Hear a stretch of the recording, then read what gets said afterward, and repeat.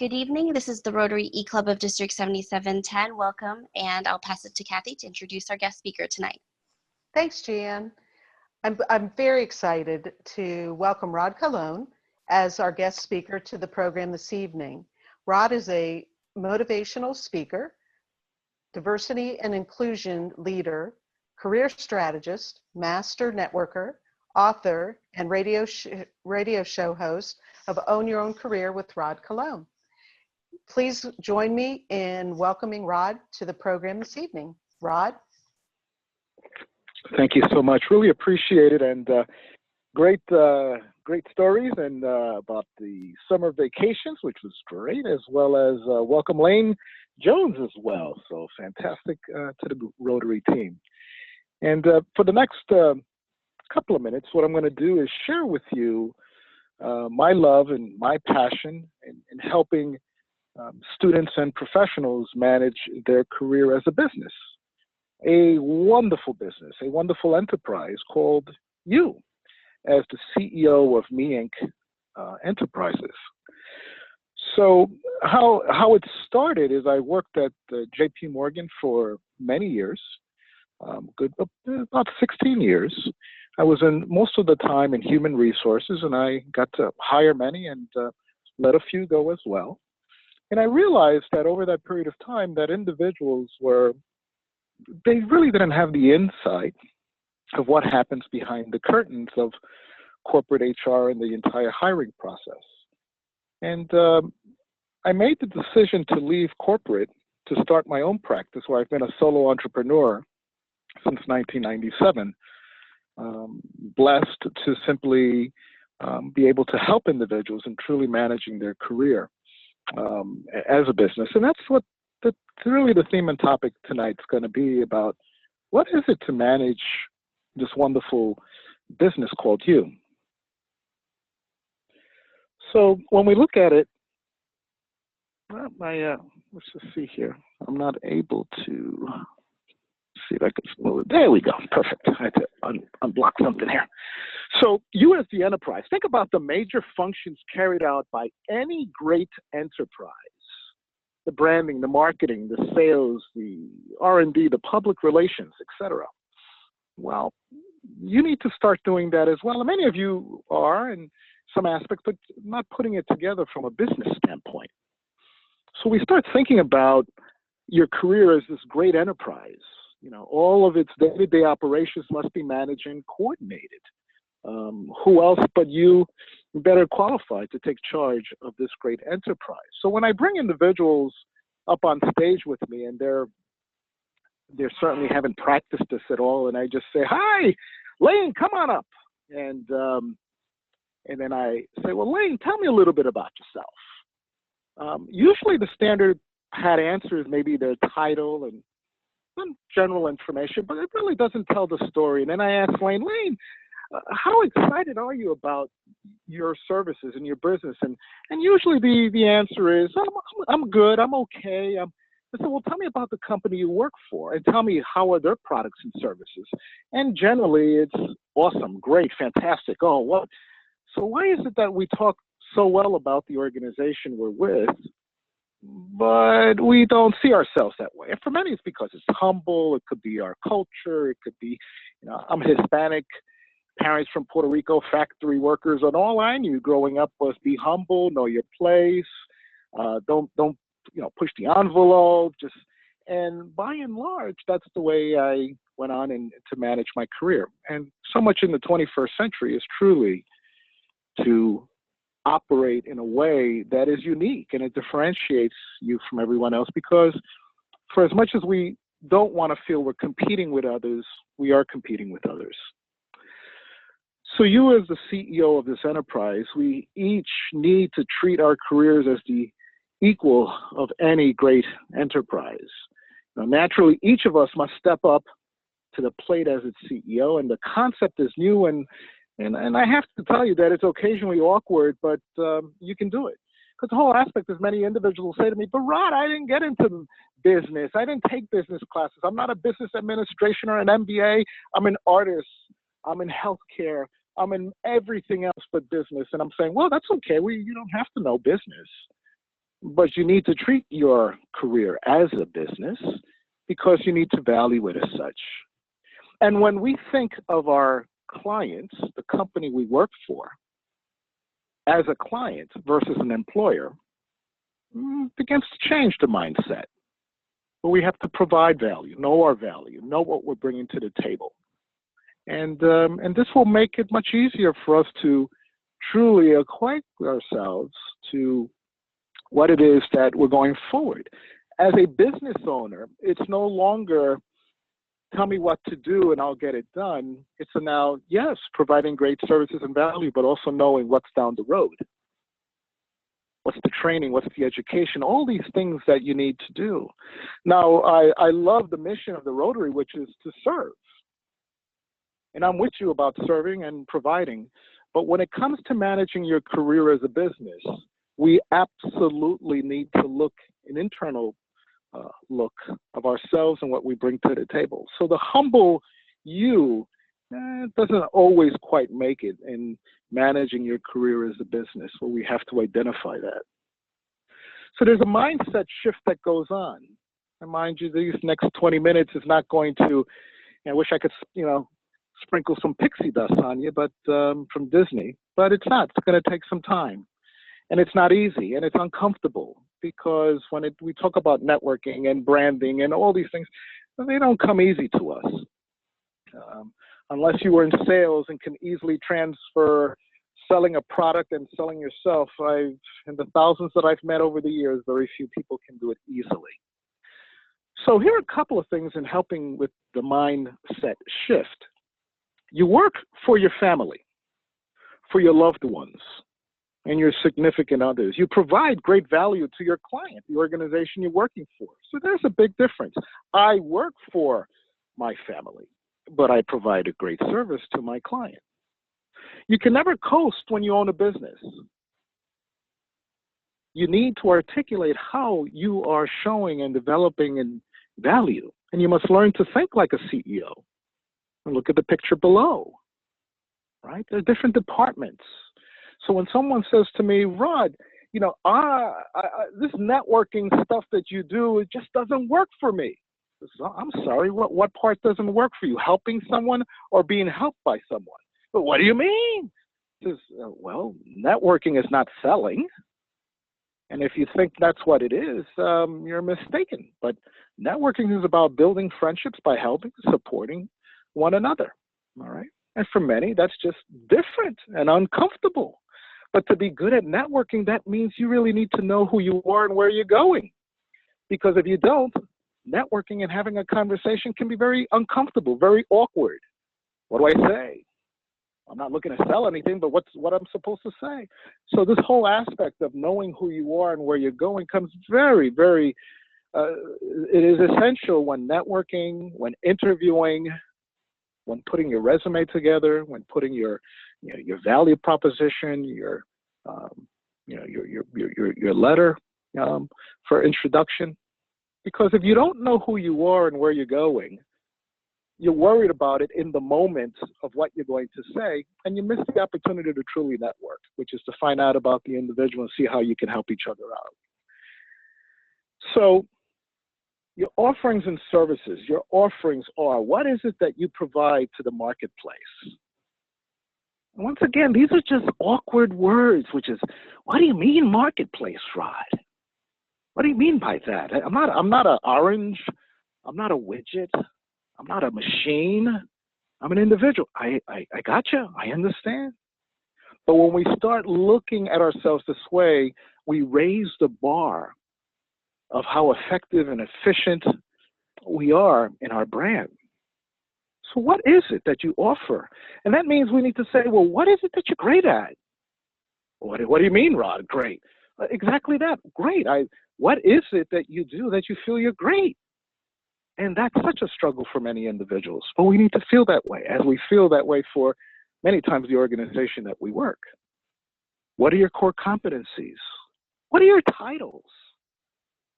Knowing your offerings and services will build belief in your enterprise. Yes, who needs to believe in you first? You! Because if I don't believe in myself, why should anyone else? And trust me, interviewing thousands over the years, and that first question is, well, hi, Kathy, how are you? Good to see you. Have a seat. Fantastic. So, Kathy, tell me a little bit about yourself. Well, Rod, there's not much to say. You got it all on my resume. Not a good start on the interview. Oh. But yes, that's what we need as far as in the 21st century. It's bringing in, making sure that your core competencies are solid. There's no wiggle room around core competencies. And that's what made it happen in the 20th century. In the 21st century, it's your core competencies with the ability to own and brand your business. And both must be very strong to compete. So quality of the offerings and services, identify and build your value proposition and personal brand. Put emphasis on the differentiation and benefits and impact. Lane, how do you differentiate yourself with others? Kathy, what are the benefits that you bring? Gene, what is the impact that you deliver? And many, when I ask them kind of out of the blue and just having fun with them on stage, they'll say, good question, Rod, I don't know. And in the 21st century, we need to know those answers. And that's what separates you from the others. Be ready to answer the question, why should the marketplace be for your services? What is it? And before you can broadcast your brand, you really have to believe in it first. You really do. And so many individuals, when I ask them, as I bring them up and they're not prepared and they have no idea they're going to be asked to come up on stage with me, and I ask them a bunch of questions. So, tell me a little bit about yourself and how do you feel and how good are you with that? And is that an area of your expertise? We believe that humble is good, that humble is what's appropriate. And I'll have to tell you, there are times when humble is right. Matter of fact, I'm taking my master's in theology. I'm just about two courses shy of my master's. I get it. But when it comes to business, there's a way of sharing your value that you could do it in a way that's humble, but has impact. And we're not talking about we're not talking about the team. We're not talking about the group, which is okay, depending on the audience. But if I'm interviewing and I'm sharing my value, I'm not talking about we unless I'm managing the we. Many individuals, and depends on, once again, the words that you use culturally, they talk a lot about the group, the team, the we, the family, or for instance, this Latino over here, we're always talking about La Familia. Well, I'm not hiring La Familia. I'm hiring you. I can't hire the team. So these are just things, and it's planting some seeds in your mind as you think about this, as well as sharing it with others as well. So how do we judge market demand, right? Because if I'm doing really well inside an organization, but I have no pulse to the market demand of my services, I'm putting myself in jeopardy, which is, God forbid, something happens in the organization. The market for my services are decreasing, and I need to begin to look, what are the other projects? What should I be learning? What are the next steps? What is the training? So we must be vigilant around our brand and our market value. How we identify market demand is very simply go to any job board. I use Indeed, and just run your title or various titles. And if you find there are 300 to 500 openings within 25 miles of where you live, it's pretty good. If you find that there are 10,000 openings of what you do in the United States, it's pretty good. It's solid.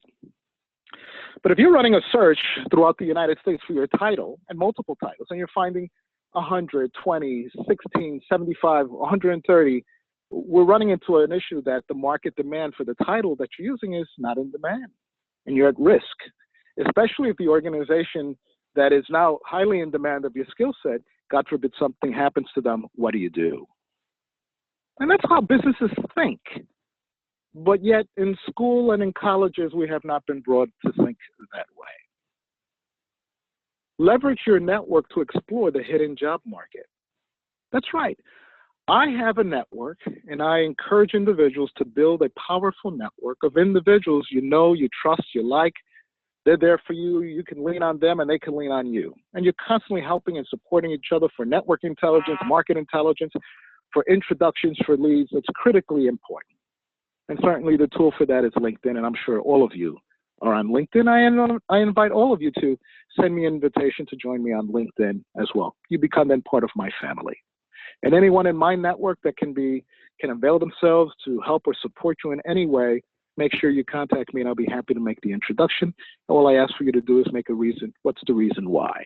Okay? Always protect the connector.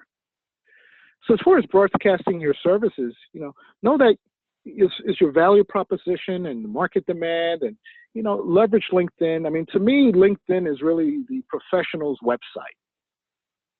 Is where you can put your profile, you can put videos and testimonials and recommendations, and where you stay connected with people and send messaging and that. So I would say that most of my day, a majority of my day is within LinkedIn and all the various places and things that support me in sending messages out and blogging and posting of information, and how I can stay out of sight, out of mind, insight in mind, and leveraging LinkedIn. It's in mind. So that's very, very important. Cross-link all your social media posts and publications for maximum exposure, and that means from a Facebook to Instagram to to Twitter. Just kind of repost all this information in various ways, because we don't know. Millennials may be hanging out in LinkedIn, but they may not be. They may be somewhere else. And as a business, it's not them following me. It's me making sure that my broadcasting of my message appeals to all audiences, which is critically important as a business owner. Make LinkedIn, as I said, one of your most active distribution channels. Okay, and as I mentioned, LinkedIn becomes your website. There's so many things.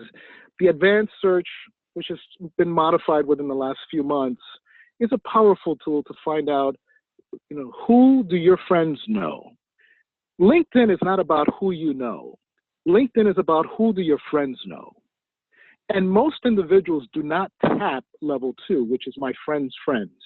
I encourage you to really have a good front line level 1s, so that their contacts will be your potential friends for information, for networking intelligence, for so many reasons. But if you only use LinkedIn to reach out to your friends, I could use a spreadsheet for that. The beauty of LinkedIn is level 2. Okay? So this is where we call advanced searching, and you could search by so many different things, by title, use Boolean Search. If you do a Google Boolean Search for LinkedIn, it'll show you some ways to use, technically ways of getting some really good searches, using the word and or no, just some really good ways of getting information. So just the other day I asked, someone I'm coaching, they needed some information from an individual who would work at JP Morgan in a specific department, that if this word showed up in their profile, there's a good probability that they would have the networking business intelligence that's critical, and they did. And these are things that you can find out that most individuals, they look to go to Google or whatever search engine to find the information on it yourself. What I would say is, yes, do that, but certainly leverage your network to gather information for you as well. Okay? Once again, networking is not selling, it's about building connections, and the best relationships are built on relentless building of trust. Okay? So as Kathy knows, she's part of the network, my network of 6,000, and those 6,000 individuals lead me to 2.5 million professionals. And through me, you'll have access to those individuals as well, all around the world. As I mentioned earlier, I'm going to Rome, Italy. And how cool is it that in my network and friends of friends, that there are about 15 individuals in Rome that I've reached out to, and we're going to have a little networking event while I'm there at the Vatican as well. It's just cool. That's the beauty of networking. So you're called to greatness. Each of you has a unique skill that has value in the business world. But if you don't believe there is greatness inside you, why would anyone else believe it? I mean, scripture, and I'm not getting spiritual here, but scripture says, you know, there's greatness inside all of us. And my role is to make sure it's inside you. Yep, that's it, confirmed, but let's get it out so that the public knows about this greatness as well. And certainly, look, all of you working with the Rotary, there's great work that's being done there. Let's make sure we're not shy about it. On Your Career is all about getting the greatness inside of you out into the world. And the best way to do that is to be the CEO of Me Inc. All right, so some information on me. Never know. Typically on Monday nights, I have a radio program called Own Your Career, and it's usually guest-driven, and sometimes it's just straight Q&A. Just happy to help. And own your career. Do it for them. And that's your board of directors, and my whole thing is your board of directors. That's your beautiful family. So thank you so much for listening to what I love and share. Thank you, Rod. Thank you so much.